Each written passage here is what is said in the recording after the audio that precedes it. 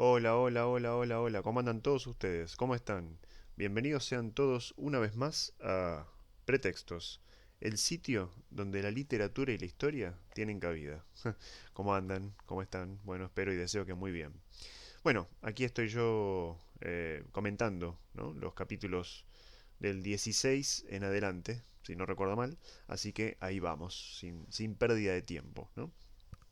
Bueno, una vez que Don Quijote y Sancho, bueno, continúan su camino y de alguna manera superan todo el episodio de El Caballero de los Espejos, ¿no? Que claramente no son otros que Sansón Carrasco y Tomé Cecial, ¿no? Dos habitantes de La Mancha que de alguna manera se disfrazaron, por decirlo de algún modo, ¿no?, de escudero y de caballero para vencer a Don Quijote y convencerlo de que vuelva a su aldea, ¿no? Entonces, de esto venían justamente charlando en este capítulo, dialogando de Don Quijote y Sancho acerca del parecido del caballero con Sansón Carrasco y del escudero con Tomé Cecial, ¿no? Cuando topan justamente con otro caballero, el caballero del verde Gabán, que es así llamado, digamos, por las prendas de este color que se ve que abundaban en su indumentaria, en su atuendo, ¿no? Entonces, eh, este tal Don Diego de Miranda, ¿no? Bueno, se presenta a Don Quijote se presenta, por supuesto. Diego de Miranda queda de alguna manera cautivado, como pasa a la mayoría de los personajes que ven por primera vez a Don Quijote, ¿no? Por el anacronismo de su estampa, digamos así. Y bueno, Diego de Miranda le dice que tiene un hijo que es aficionado, digamos, a la poesía antigua. Y Don Quijote, bueno, elabora allí otra pieza retórica acerca justamente de la poesía antigua, ¿sí? Y bueno, creo que a Don Quijote le parece bien, ¿no?, que su hijo, que el hijo de este caballero tenga esta afición, ¿no? Bueno, en el capítulo que sigue es de una trascendental importancia porque de alguna manera nos muestra nuevamente la valentía de Don Quijote. Hay que ver también cómo interpretamos el episodio, ¿no? Es el famoso episodio de los leones enjaulados, y la posibilidad que tiene él de cambiarse el apodo o el sobrenombre, ¿no? Pasar de el caballero de la triste figura a el caballero de los leones. Lo cierto es que van andando su camino estos tres personajes y ven llegar una jaula con dos leones, macho y hembra, que pasaban de África a España, que iban de hecho a la corte de su majestad, y entonces Don Quijote, como ya es marca registrada, digamos, del caballero, dice que piensa, digamos, que esta aventura está reservada para él, y entonces le pide al leonero, digamos, a la persona encargada de la crianza y el transporte más que de la crianza, diría del transporte de los leones, que abra la jaula, ¿no? Bueno, este señor, por supuesto, se rehúsa, ¿no? Dice que es una locura. Los otros dos personajes, Diego de Miranda y Sancho, también intentan convencerlo a Don Quijote, por supuesto que no escucha razones, no les hace caso, digamos. Entonces, ellos dos empiezan a alejarse del lugar y Don Quijote decide que mejor enfrenta a los leones a pie, porque Rocinante se podría espantar, así que bueno, Rocinante también se va. Había Don Quijote, digamos, amenazado, ¿no?, al leonero con que lo iba a traspasar de un lanzazo si no hacía lo que él le pedía, lo que él le decía, y entonces, bueno, el leonero dice, está bien, lo voy a hacer, pero me voy a poner yo también a salvo, ¿no? Entonces abre la jaula, Don Quijote se acerca y los leones, de alguna manera, no sé si aburridos o cansados, no sé bien cómo interpretarlo, se dan media vuelta y le muestran las ancas, ¿no?, digamos, la parte de atrás. Así que esa es en realidad el episodio o la aventura en sí misma, ¿no? Luego Don Quijote hace a la distancia señas, diciendo, ¿no?, mostrando que no hay peligro para que los otros personajes se acerquen, y luego el leonero empieza a poner por las nubes, vamos a decirlo con una frase hecha, la valentía de Don Quijote. Inclusive creo que le promete que le iba a contar al rey, ¿no?, acerca de esa hazaña. Y yo me pregunto en algún punto si Cervantes no quiso de alguna manera significar que Don Quijote y que la caballería andante representada por él siempre debía mostrarse valiente, no solamente en las situaciones o en los lances, vamos a decir así, que fuesen favorables, ¿no? En los desfavorables también.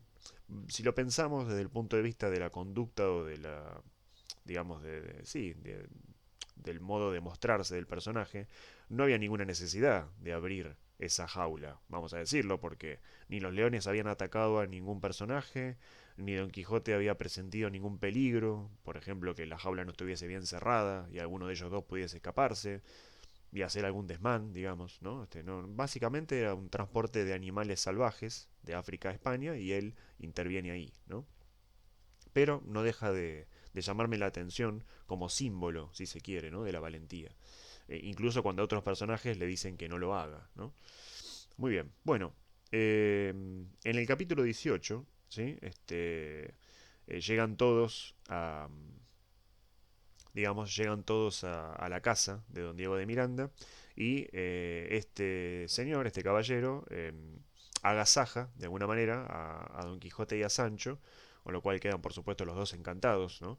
Ya sabemos cómo es Sancho con la comida, así que por supuesto que si se le figura por allí algún manjar, alguna no sé, algún plato de su preferencia, ¿no? Bueno, con más razón, y con la posibilidad tal vez de llevarse las alforjas llenas, ¿no? ¿Quién dice?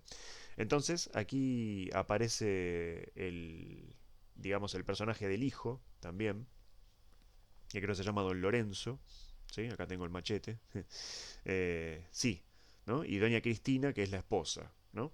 Entonces, bueno, se colocan los mejores manteles y platos y todos cenan, ¿no? Y de alguna manera padre e hijo se ponen de acuerdo para que el hijo hable con Don Quijote a ver si notaba, digamos, algo raro, a ver si veía, como ya le parecía al padre, que había alguna traza de locura, ¿no? Alguna traza de desvarío, digamos así, ¿no? Mental en el personaje. Eh, entonces, bueno, don Lorenzo habla con Don Quijote y pronto el tema de la poesía aparece, ¿no? Campea, se impone y si no recuerdo mal, Don Quijote le pide, siendo él, el hijo, ¿no? Don Lorenzo tan aficionado a la poesía que le dijera algunos versos, que él tenía buena memoria para guardarlos allí, que ya sean de versos menores o versos mayores, ¿no? Él los podía memorizar y bueno, se lo pidió tan encarecidamente que Lorenzo accedió, ¿no? Eh, entonces, de alguna manera, recita un soneto, ¿sí? Y Don Quijote lo alaba por la calidad de su arte. Realmente queda encantado con esto, ¿no? Bueno, antes de partir, Sancho llena las alforjas y ambos retoman el camino, digamos, ¿no? La singladura. Eh, de esto después voy a hablar cuando termine con la lectura de la segunda parte, pero don Lorenzo dice algo en la página 684 de la edición que yo tengo y que estoy leyendo. Tengo cuatro, pero estoy leyendo la de Francisco Rico. Dice, él es un entreverado loco, lleno de lúcidos intervalos. ¿Sí? Hasta ahora me parece que es el personaje que mejor define al Quijote en su desvarío, digamos, ¿no?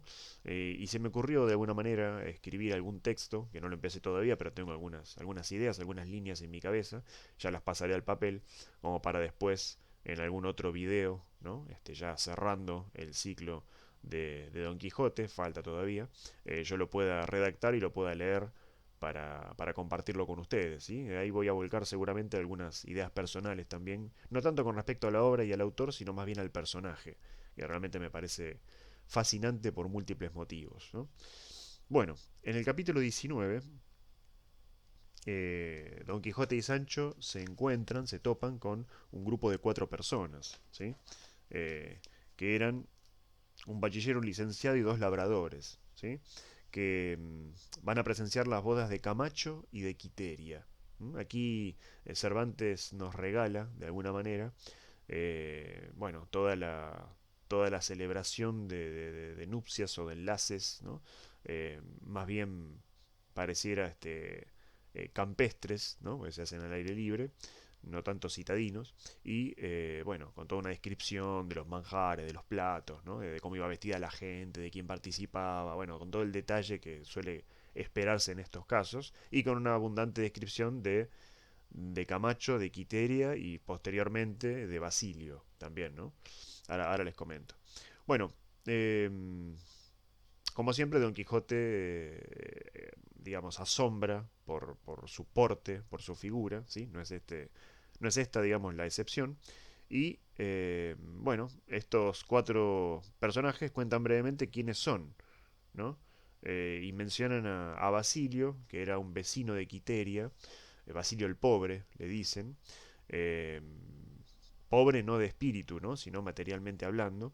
Y entonces le cuentan a Don Quijote y a Sancho que en realidad Quiteria se va a casar con Camacho el Rico, por orden, digamos, ¿no? Por mandato de su padre, del padre de Quiteria, y no con Basilio, ¿no? Si bien ellos parece que se querían bien, Basilio es un vecino de Quiteria, Basilio el Pobre, como les dije antes, y bueno, ellos se conocían, se trataban, charlaban, compartían tiempo, ¿no? Oportunidades, situaciones, y parece que el amor entre ellos fue creciendo, pero aquí el padre determina que no, que su hija debe casarse con Camacho el Rico, ¿no? Si no recuerdo mal, aquí vuelve a Sancho a decir, rememorando creo que el capítulo 5 o 4 no recuerdo bien, creo que el 5 de la primera parte, en la que él habla como si fuera Don Quijote y ya se creía el gobernador de una ínsula, entonces claro, iba a casar a su hija con una persona principal, con una persona de alcurnia, ¿sí?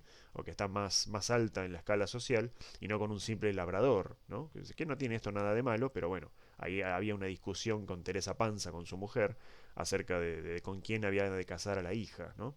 Entonces, creo que Don Quijote también aquí aporta de lo propio. Eh, bueno, em, muy bien. Hay algo que me llama la atención en este capítulo, ¿sí? Que es que Sancho muestra su artillería fraseológica, ¿sí? Yo creo que Cervantes, en la invención y en el desarrollo, en la evolución del personaje, nunca perdió de vista el origen de Sancho, más allá de que después, por supuesto, va tomando una evolución importante, interesante, eh, y de alguna manera empieza a refrendar, ya en la primera parte también había algo de esto, eh, dos aspectos que me parecen interesantes de Sancho. Este tiene que ver con lo fraseológico, con el refrán, con la frase hecha, con de alguna manera eso que anda dando vueltas por ahí en la sociedad y que Sancho no siempre utiliza bien en opinión de Don Quijote. Y el otro aspecto, ¿no?, que quiero mencionar es esta cuestión de la licencia entre el escudero y el caballero, ¿no?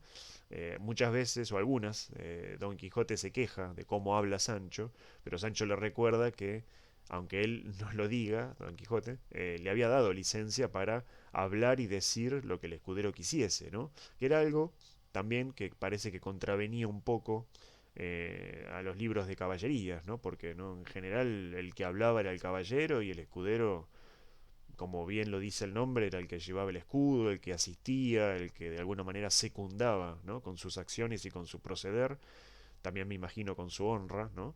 Y con su limpieza en todo sentido, a su señor, digamos, al caballero al que servía, ¿no? No era una especie de personaje parlante por donde se lo mire y bueno, a veces en algunos lances y algunas aventuras Don Quijote lamenta un poco, ¿no? El hecho de que Sancho sea tan hablador, que no terminara más, digamos, ¿no? En algún punto. Bueno, lo voy a dejar aquí en el comentario, ya no me queda más tiempo. Deseo que estén todos muy bien. Muchas gracias por los comentarios, por el cariño, por los mensajes y nos vemos en el próximo video. Gracias.